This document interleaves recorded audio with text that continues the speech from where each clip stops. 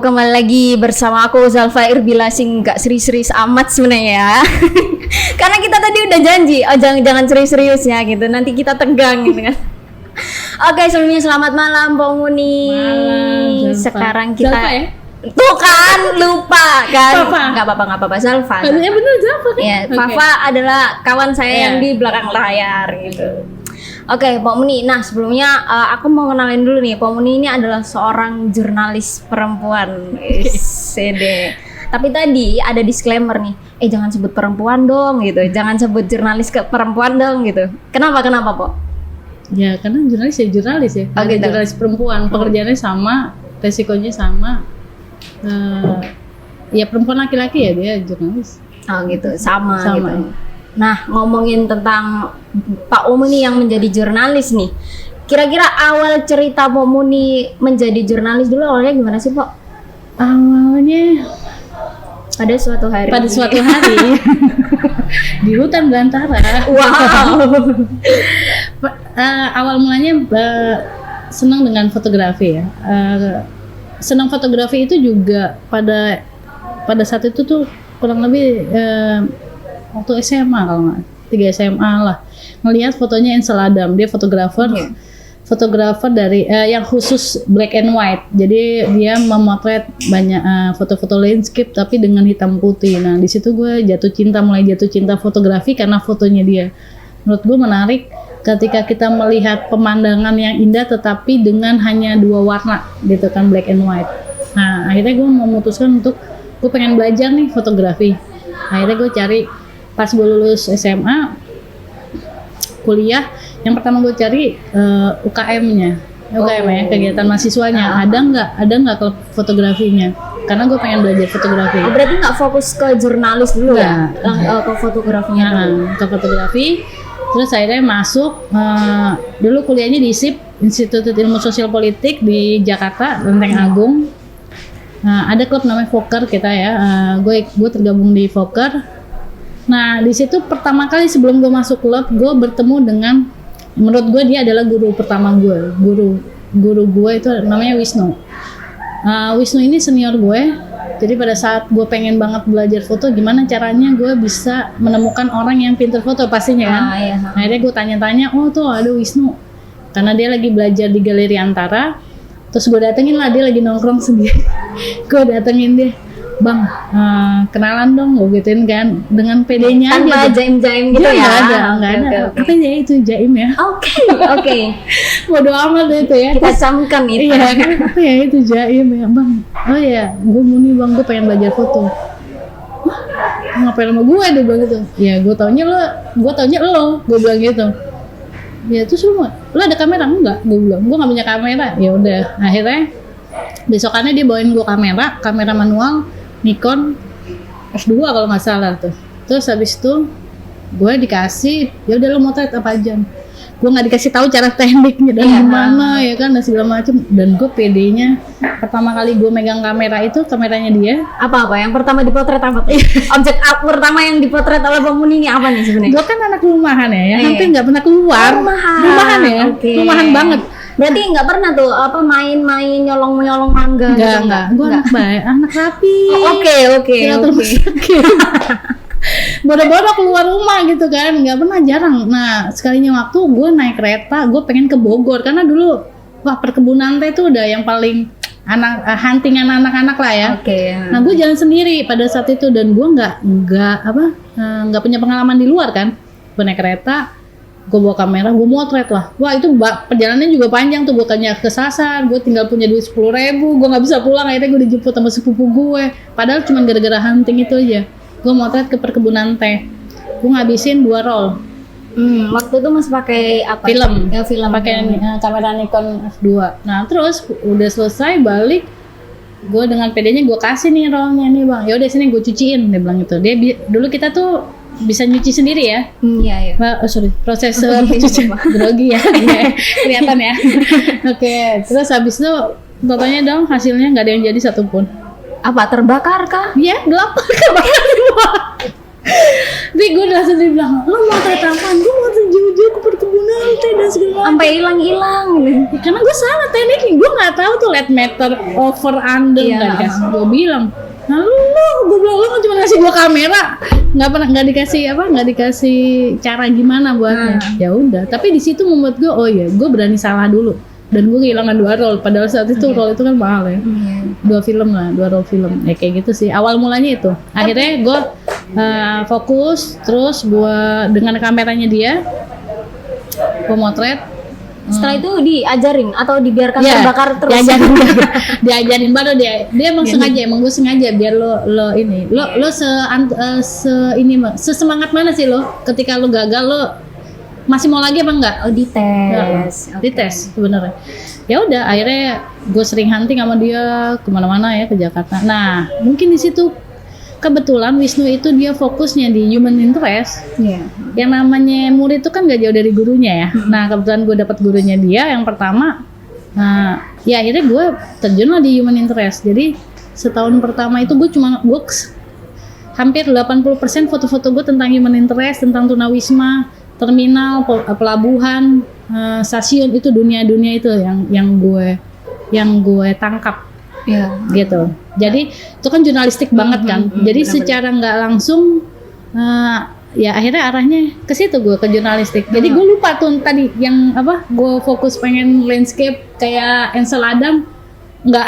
Padahal tokoh yang memotivasi itu ya awalnya ya. Gitu.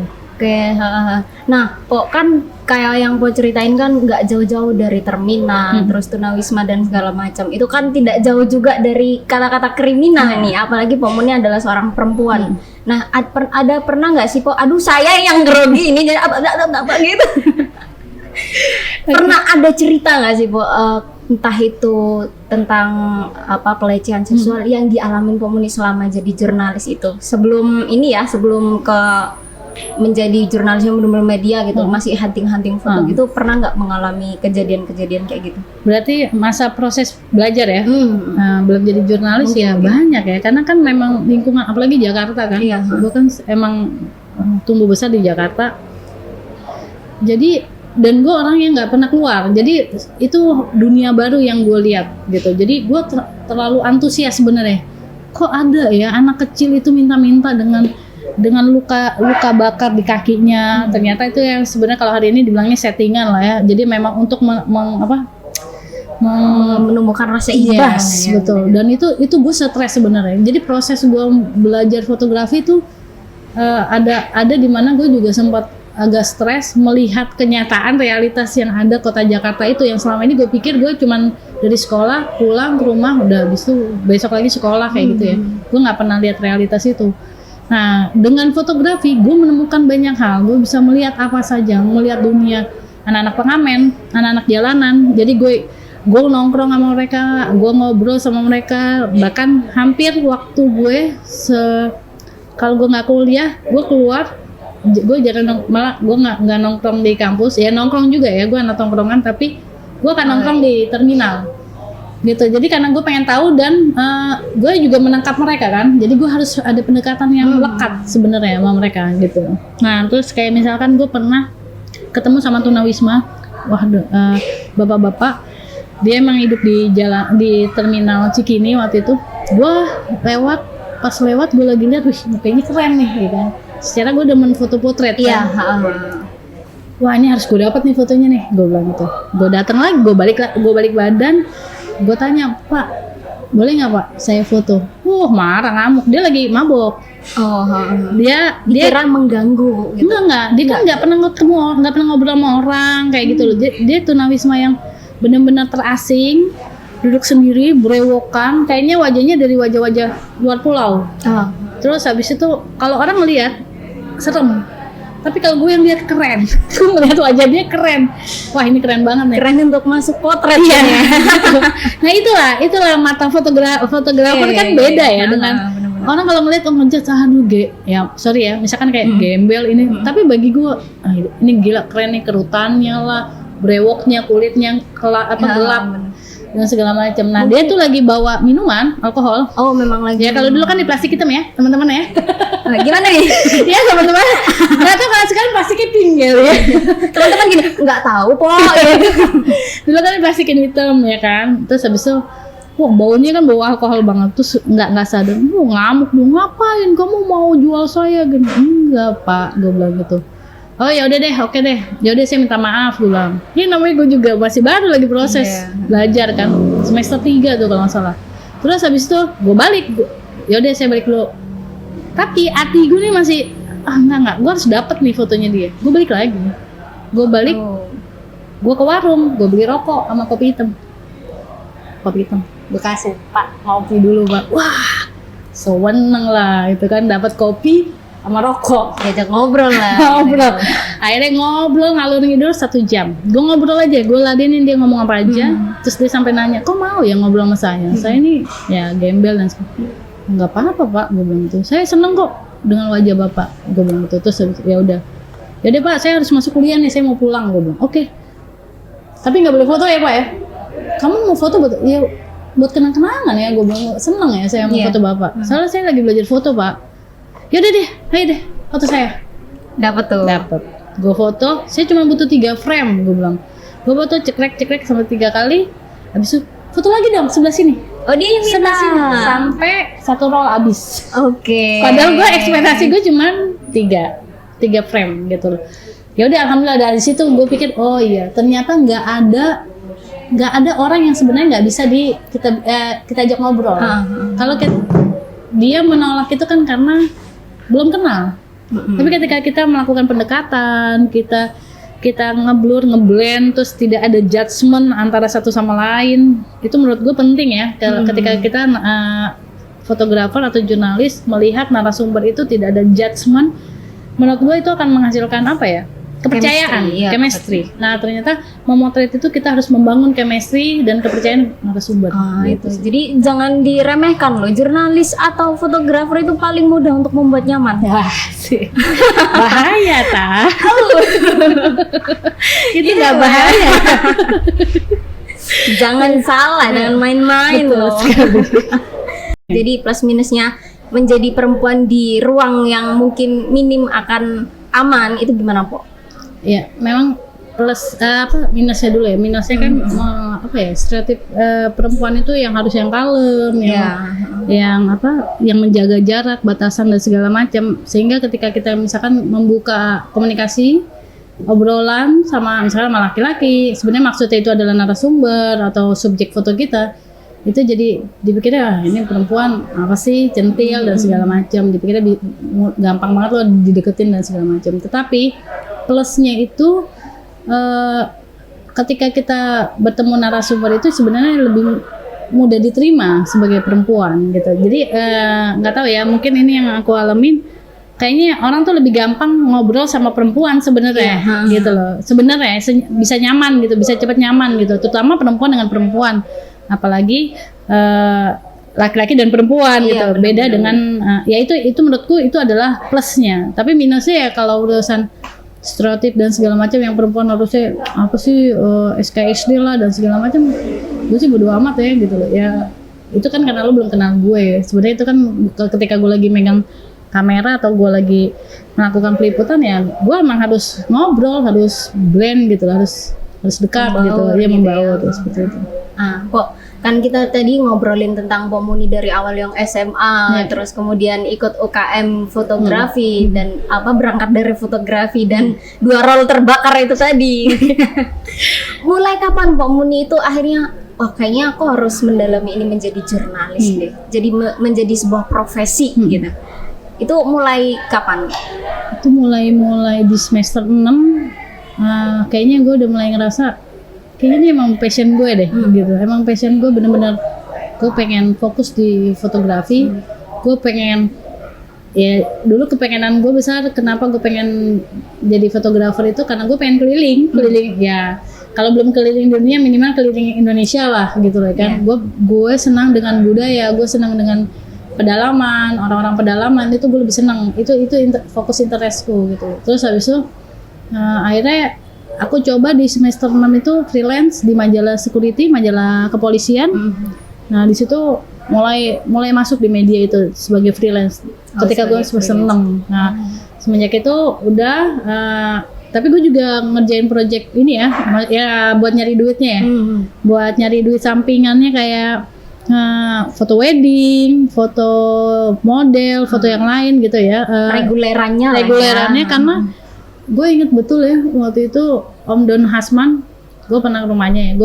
Waktu itu gue lagi ketemu dia ya, pas ngobrol lah ya. Dia tanya sama gue pengen, kamu nih mau nyanyi jadi apa? Gue bilang gue pengen jadi fotografer, gue pengen jadi jurnalis. Terus oke, tapi kamu belajar foto wedding, kamu tetap motret wedding, motret komersil. Terus gue mikir, ya masa motret wedding? Pada saat itu kan zaman dulu kan, wah gengsi banget ya. lah. Gengsinya gede ya, anak muda juga kan. Weddingan, itu kan dulu kan fotografi itu ada kelas-kelasnya gitu loh ya. Gitu? Nggak usah gitu, hari ini juga masih seperti itu, anak wedding ya anak wedding, dianggapnya gitu. Terus tapi Om Don Hasman menurut gue beruntung gue bertemu dengan orang-orang yang bijaksana ya pada saat itu. Jadi dia mengingatkan gue, lo harus ngambil itu, kenapa? Lo harus belajar banyak lo harus menguasai fotografi, mau itu komersil, weddingan dan yang lain-lain ya. Itu untuk menunjang idealisme lo. Jadi jangan sampai idealisme lo nanti ternodai hanya karena lo nggak punya duit. Ya dong, maksudnya ngerti nggak? Iya, benar. Jadi lebih baik lo dapat duit emang karena lo motret wedding, motret komersil dibanding lo dapat duit karena menjual idealisme lo ketika lo jadi. Nah dulu gue masih nggak ngerti tuh maksudnya apa ya. Ya maksudnya jangan sampai lo nerima amplop gitu. Jurnalis tuh menerima amplop gitu loh. Maksudnya gitu.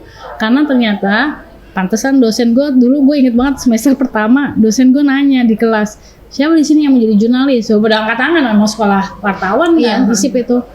Wow, pada semangat. Oke, jadi lo pada siap miskin ya? Dia bilang gitu. Wah, kenapa Pak? Dia bilang, ya iya, lo kalau mau jadi jurnalis ya jangan berharap lo akan kaya. Gak bisa lo dapet kekayaan di dunia jurnalistik ini karena ketika lo kaya itu malah jadi pertanyaan. Gitu. Nah, kalau lo mau kaya, ya lo harus punya skill lain, entah lo masak, lo bisnis, lo punya skill lain untuk menghidupi idealisnya ini tadi. Karena di dunia jurnalistik, jurnalis tuh pertama gajinya kecil, ya kan? Lo kalau mau kaya ya lo dapat splet apa sih namanya? Ya amplop lah, jale lah kalau bahasa sini ya jale. Nah itu kan udah melanggar kode etik sebenarnya kan, nah, kayak gitu. Jadi nggak boleh. Ya kalau nggak ya kan lo bakal miskin gitu. Jadi ya udah. Jadi kita udah dikasih gambaran tuh di semester pertama, gitu. Oke. Terus setelah di magang di mana itu tadi? Security. Di security itu juga langsung melanjutkan. Setelah kuliah aku akan magang di sini gitu. Sempat lulus kuliah pernah kerja di Dewan Kesenian Jakarta bagian digitalisasi scan film ya, masih berhubungan dengan fotografi, ngedit foto. Tapi itu ternyata bukan passion gua karena gua harus duduk dari jam 7 sampai jam 5.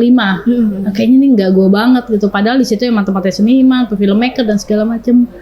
Tapi menurut gue, ini kayaknya gue nggak betah ya gitu loh. Akhirnya gue mencoba untuk, teman gue nanya itu loh ada kayaknya Sinar Harapan buka deh nyari fotografer gitu. Akhirnya gue ngelamar di situ. Jadi fotografer, jurnalis. Oke. Gitu. Kok bisa ya Bu Muni yang katanya bilangnya aku tuh anak rumahan gitu, tapi suka banget explore begitu-gitu. Itu gimana Bu? Ya mungkin karena nggak pernah ngeliat ya, jadi antusias. Gitu. Antusias itu jadi, tadi ya. Gue nggak pernah keluar, bahkan ke pasar tuh dulu nggak pernah loh. Jadi akhirnya, wah itu mungkin gue bagi keluarga gue nggak pernah pulang dan segala macam ya kan. Karena gue udah mulai jadi jurnalis tuh, gue masuknya ke daerah-daerah, ke pedalaman. Ini nih gue banget nih gitu. Memang sebelum gue jadi jurnalis, sebelum gue masuk media, gue biasanya motret wedding. Nah, habis nerima wedding langsung gue pergi keluyuran, entah gue ke mana, ke Ujung Kulon lah, ya kan, ke Baduy lah, kayak gitu-gitu lah ya. Itu uang dari hasil wedding itu. Ayo sama teman backpackeran gitu. Terus gue lulus kuliah, gue backpacker sendiri ke Flores, ke La Malera. Kalau dulu pada masa itu temen gue kan yang ngasih tahu tuh, ada Yosep anak Tempo, lo harus ke La Malera ya Mon, dia bilang lo pasti seneng. Terus berapa biayanya pada saat itu ya, kurang lebih 5 juta. Wih, anak kuliahan 5 juta, hello, gue bilang gila, gue belum ada kerjaan. Akhirnya gue nekat, gue punya duit 1,5 juta itu dari wedding, gue langsung berangkat loh. Gue nggak mikir gue bisa pulang apa enggak. Dan alhamdulillah gue juga nggak tahu gimana caranya gue pulang itu masih ada sisa 100.000 Dan bisa dibuat pulang. dan gue pulang dengan sisa 100.000. Oh. Dan emang gue backpacker banget, jadi maksudnya gue nggak pernah jajan di jalan.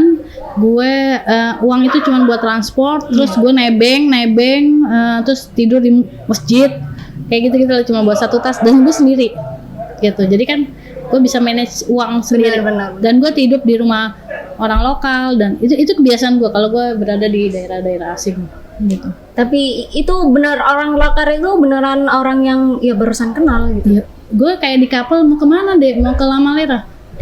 Itu jauh deh. Mau ke rumah siapa? Mau ke tempat siapa? Nggak tahu, saya nggak kenal. Dulu belum ada map ya. Iya.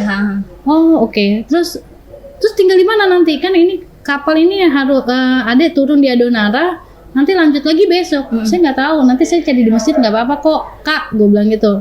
Cowok ini yang nanya. Terus habis itu, oh ya udah tinggal di rumah saya aja. Tenang aja.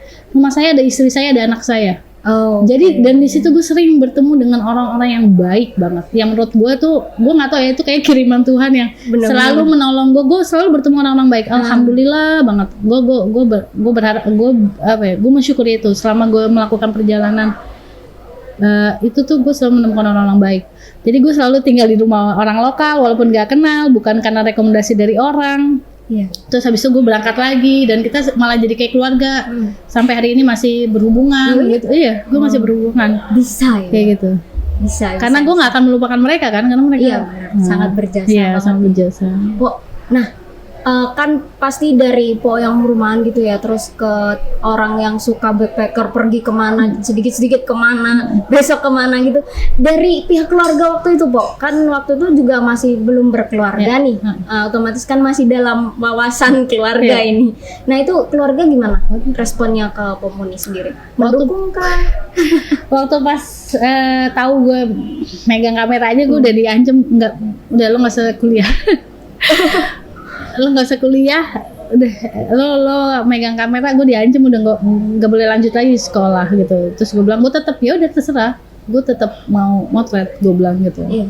Ya ada, ya ini nggak tahu ya, ini mungkin ini bukan, menurut gue sih bukan soal menjadi pemberontak atau bukan, tetapi mungkin kalau sekarang karena gue udah jadi orang tua ya, mungkin pada saat itu tidak ada komunikasi yang baik untuk saling mendengarkan atau menjelaskan satu sama lain. Kenapa sih gue butuh ini? Kenapa? Ternyata ini passion gue.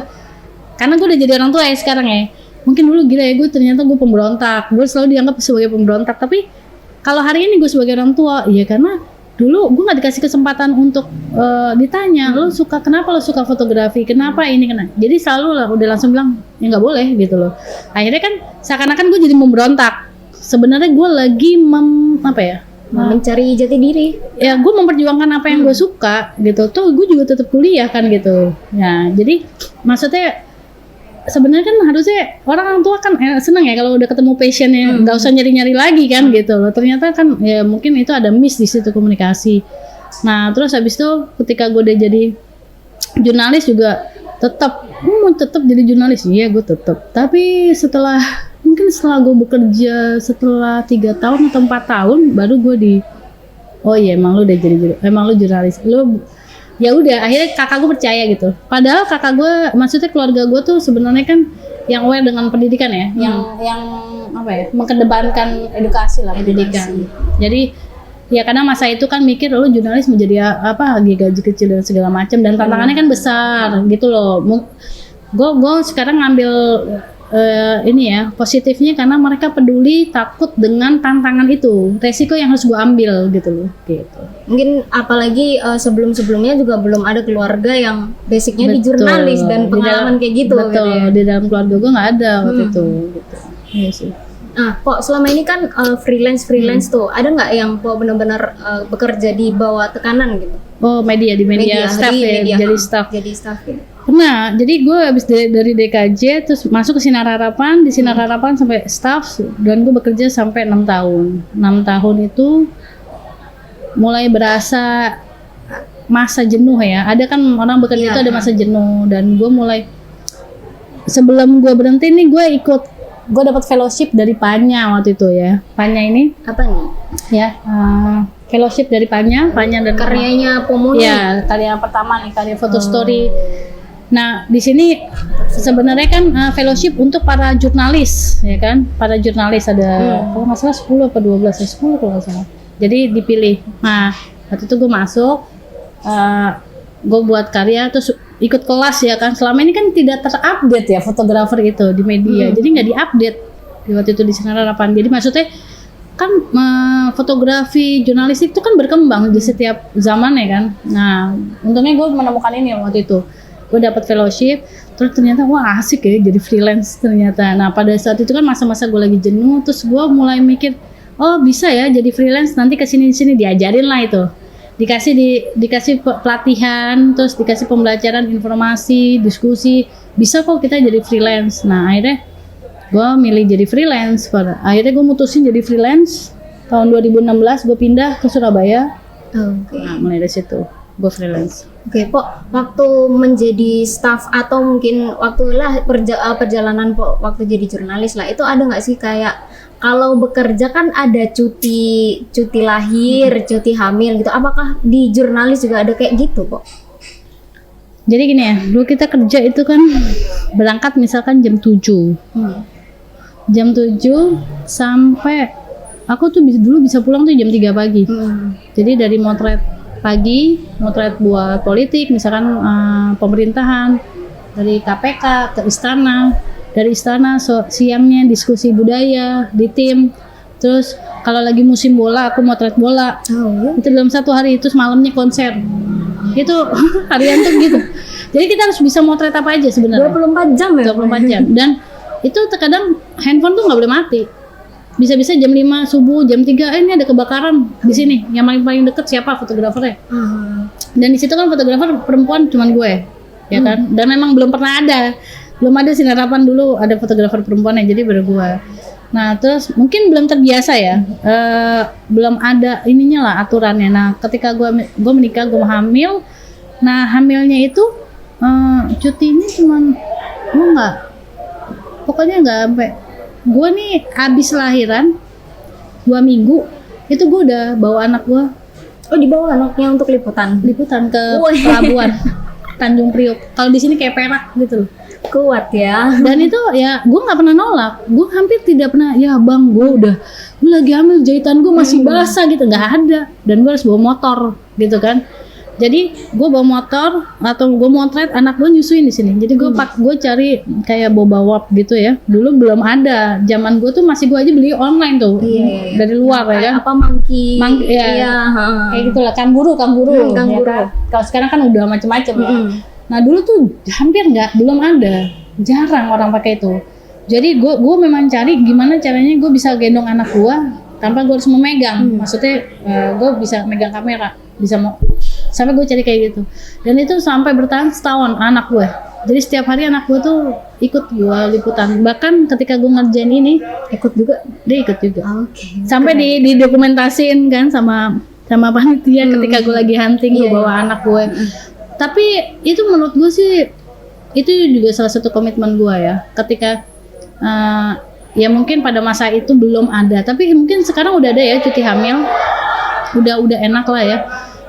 Kalau dulu nggak ada. Terus gue inget banget tunjangan kelahiran itu hanya 700.000. Ini cuma di Sinar Harapan. Gue nggak tahu kalau di media lain pada saat itu. Tapi itu aja susah cair ya. Akhirnya gue nggak ambil dong. Pokoknya dia gimana tahu sih, pokoknya ribet ya. Gue lah 700.000 kok susah bener gue ngecairin itu udah 700.000. Udah gue nggak ambil lah pada itu. Ya udah. Ya sudah, terus ya kayak gitu lah ya. Tapi gue nggak tahu, gue masih tetap suka dengan dunia jurnalistik. Gue tetap ya gue tetap seneng sih sebenarnya, walaupun dengan keadaan yang masih pada saat itu masih susah. Tapi alhamdulillah kayaknya sekarang udah banyak perubahan ya, kayak cuti hamil, cuti hamil, tunjangan itu kayaknya udah mulai lebih baik sih di media-media lain, udah mulai aware kayak di sekarang kan gue gue kan kontribut Project M. Itu juga udah mulai ada BPJS ketenaga kerjaan. Udah. Terus kayak ruang aman. Jadi kalau misalkan ada yang melakukan pelecehan ketika gue melakukan project itu mereka akan bertanggung jawab. Itu kalau dulu nggak ada. Semuanya dapat atau cuma jurnalis perempuan aja? Ya, yang privilege kayak gitu tuh. Yang ini gue nggak tahu tuh, itu perlu ditanyain. Kayaknya gue nggak tahu, jujur aja kalau yang laki gue nggak ngerti. Tapi kalau yang ruang aman ini kayaknya yang ini yang khusus perempuan kayaknya. Nah itu dulu di media, bahkan ini kan media besar ya, media Sinar Harapan, itu dulu belum ada tuh kayak ruang aman pelecehan. Jadi kalau kita ngedapetin pelecehan ya udah kita ngadepin sendiri, masalahnya sendiri. Gimana tuh, Po? Pernah ya pernah lah, pasti pernah itu ya, karena nggak ada lah ruang aman di dunia ini untuk kita ya kan. Karena ya entah misalkan kalau lagi demo, lagi apa senggol-senggolan ada yang kayak gitu. Pokoknya gue sering berantem sih jadinya gue seakan-akan kayaknya gue emosi yang padahal berantem ya. Tapi kadang gila kalau yang kayak gini nggak bisa diajak ngomong ini, gue bilang gitu. Terus kayak apa di kereta kan, atau gue lagi motret ada yang gesek-gesek, itu kayak gitu lah, sama ya kayaknya kita udah alamin itu yang kayak gitu-gitu tuh. Bener kayak gitu sih. Kok ini karena dari tim sudah ada ini ya. Satu pertanyaan lagi deh, Po. Nah, yang kita tahu Pomuni ini sudah berkeluarga dan memiliki 2 anak yang tadi diceritakan anaknya sampai diajak liputan gitu. Oh, gimana sih caranya membagi waktu mungkin ya, Po, ya, menjadi membagi waktu menjadi jurnalis, menjadi ibu dan menjadi seorang istri itu Pomuni gimana manage-nya? Pertama gue bersyukur alhamdulillah gue punya partner yang sangat open minded ya kan. Laki gue tuh bener-bener yang dari awal kita menikah itu nggak ada tuh yang namanya ini kerjaan lo perempuan dan laki-laki, dan dia tuh yang support gue untuk tetap jadi jurnalis. Jadi gue sempat jadi freelance itu dia yang mendukung gue, yang lo harus bikin karya lo. Akhirnya gue menghasilkan karya ini, buku pertama. Ini kan buku ini ya, fellowship ya, pameran waktu itu di kedutaan Belanda. Ini tahun 2016 kalau nggak salah. 2016 itu gue pameran tunggal di Balai Pemuda. Itu gue baru pindah ke Surabaya, dan itu dia yang support gue. Ketika itu kan gue jadi freelance kan, harus bikin karya gitu loh. Jadi ketika gue lagi di luar, yang ngejaga ya bapaknya, suami gue. Kayak misalkan gue yang nggak mungkin gue bisa bawa anak, gue menyusui, itu udah laki gue yang ngurus. Jadi kita tuh nggak ada helper, nggak ada pembantu. Nggak pakai helper. Dan kita nggak pakai nenek kakek, nggak ada itu. Jadi karena memang kita udah komit, ini kita harus bangun keluarga, tanggung jawab bersama kita berdua gitu loh. Jadi akhirnya menurut gue itu yang pertama. Kedua, karena gue jadi freelance, akhirnya gue punya waktu yang fleksibel. Itu keuntungan dari jadi freelance sebenarnya. Nah, kalau gue udah harian, mungkin gue nggak ketemu anak gue kali. Dari pagi ketemu pagi kalau ya kan. Belum panjang ya. Bisa tentunya udah gede. Bisa yang diwawancarai anaknya. Romantisme anak seorang jurnalis. Ya mama ya, gitu kan bisa ya. Jangan sampai kan. Nah itu akhirnya gue punya fleksibel waktu, dan anak gue juga bisa ikut. Dua-duanya juga selalu gue libatkan ketika gue membuat story cerita ya yang agak panjang misalkan, itu anak gue libatkan, gue ikut. Jadi dia tuh tahu misalkan gue lagi ngangkat tentang refugee misalkan, gue kan membuat personal project tentang pengungsi Timur Tengah yang ada di Indonesia. Dia tahu betul sekarang permasalahannya, karena anak gue juga udah mulai mau bertanya dan diskusi, kenapa mereka ada di jalan, kenapa mereka ada di Indonesia, kenapa dengan negaranya. Akhirnya mereka juga tahu gitu persoalan itu. Menurut gue itu juga salah satu menurut gue juga itu salah satu positif ya. Jadi karena anak gue kan homeschooling dua-duanya. Homeschooling. Ya, jadi mau nggak mau emang gue harus punya banyak waktu dan banyak apa ya, banyak ruang diskusi sama anak gue tentang berbagai hal, karena itu sebagai salah satu pembelajarannya dia. Cara gue sama laki gue mengajari dia kan dia nggak pakai lembaga, jadi emang kita pakai homeschooling, day schooling itu. Jadi gue sama laki gue yang ngajar langsung. Oh gitu. Itu dari anak pertama gue yang TKA, dia cuman sampai TKA dia sekolah, habis itu dia bilang gue nggak mau sekolah. Oke deh. Gue tanya ikut terus mama aja liputan. Terus gue tanya, lo kalau nggak mau sekolah gimana temen lo? Aku bisa nyari teman di gunung, di pantai, di mana-mana. Iya, tapi bener anaknya Pomuni itu adalah anak yang pinter banget berbaur. Heran saya juga. Kalau sesama ya udah, dengan jawaban itu untungnya jawabannya tepat, jadi gue oke deh. Nah tentunya anak kedua ngikutin kakaknya, mau nggak mau ngikutin tuh kayaknya. Gue udah bilang coba dulu, enggak, aku nggak mau gitu, nggak menarik. Dia membayangkan duduk rapi di kelas, aku nanti nggak boleh ini mah, nanti aku nggak boleh gondrong. Wah banyak tuh nggak boleh. Ya gue kasih tahu apa adanya loh, ya kan. Nah, ya udah, jadi dia nggak terlalu interest dengan sekolah. Kata Pak Muni gini, lo teman gue. Ya. Lo circle gue. Ya kayak gitulah. Jadi gue manage ya, pasti yang namanya di dalam rumah itu kita udah tahu di rumah itu nggak ada kerjaan anak, kerjaan ibu atau kerjaan ayah. Sama-sama bekerja. Kita sama-sama menjaga rumah itu dengan tetap bersih, ya kan? Waktunya nyuci ya nyuci baju ya, kalau gue lagi bisa, laki gue lagi bisa ya udah. Jadi nggak ada tuh. Nah dari situ dulu tuh. Dan ternyata itu yang membuat gue jauh lebih mudah bekerja gitu kan, untuk jadi jurnalis ya, maksudnya tetap di media ini. Terus habis itu dan anak itu udah bisa diajak kerja sama, bahwa oh mama harus berangkat sekian jam sekian gitu loh. Ya mungkin anak yang kedua agak-agak ngeringek ya kan, dia kan agak-agak bondingnya kuat banget sama gue ya. Yang kenapa sih mama harus begini, kenapa mama yang harus di luar gitu loh. Agak melo ya. Agak melo. Itu biasanya kalau bangun tidur sih. Tapi setelah itu kayak gue pergi nginep ya, misalkan berapa hari, dia nggak nanya, nggak telepon, nggak nangis enggak. Tapi sudah diberitahu kalau mama kesini. Udah gitu. Gue nggak pernah bohong sama anak gue. Jadi maksud gue, gue mau kemana nggak ada tuh yang bilang oh mama cuma sebentar, totonya gue nggak pulang, kan ada yang gitu, atau mama cuma sih enggak. Gue akan ngomong begini-gini, mau nangis ya nangis hari ini, gue tenangin gitu ya. Karena menurut gue kalau kita bangun rumah itu dari kebohongan, menurut gue itu nggak memberikan solusi atau tidak menyelesaikan masalah gitu. Tapi akhirnya ketika gue lagi pergi jauh, gue pikir kok anak gue nggak ngomongin gue ya. Ternyata gue video call mereka bertiga lagi nongkrong dong, lagi ngejam sama bapaknya. Berarti bapaknya juga punya cara gitu. Ya betul. Jadi suami gue udah tahu gimana men-treat anak dua ini. Bener. Gitu sih. Itu kalau kata anak sekarang tuh semua aku dirayakan. Iya gitu. Kita punya konsep kan di rumah, kita ini kalian ini anak merdeka dan kita adalah orang merdeka. Siap. Oke. Merdeka itu harus dari rumah ya kan. Merdeka itu harus dari rumah teman-teman. Merdeka itu harus dari rumah. Oke, luar biasa sekali Pok Muni malam ini. Kita nggak ngerti ya orang-orang nontonnya malam atau bebas. Selama ada kopi. Selama ada kopi dan rokok kayak Pok Muni tadi. Atau perlu dibelikan? Terima kasih Pok Muni sudah menyempatkan waktu malam ini untuk berbicara gini, yang ngalor ngidul, yang awalnya juga aduh gimana nih deg-degan. Pok Muni nanti ini ya kondusif sama saya ya gitu. Padahal aku juga nggak pernah masuk kamera. Sebenarnya aku juga nggak pernah masuk kamera, apalagi direkam. Saya bingung kalau ada apa-apanya kan ini buktinya gitu kan. Makin repot. Repot sekarang nggak boleh salah ngomong. Nggak boleh salah ngomong. Semuanya hal baik lah. Doa baik untuk Pok Muni sekeluarga, semoga sehat selalu. Amin. Dan diberkati Tuhan. Amin. Pok Muni terima kasih sekali.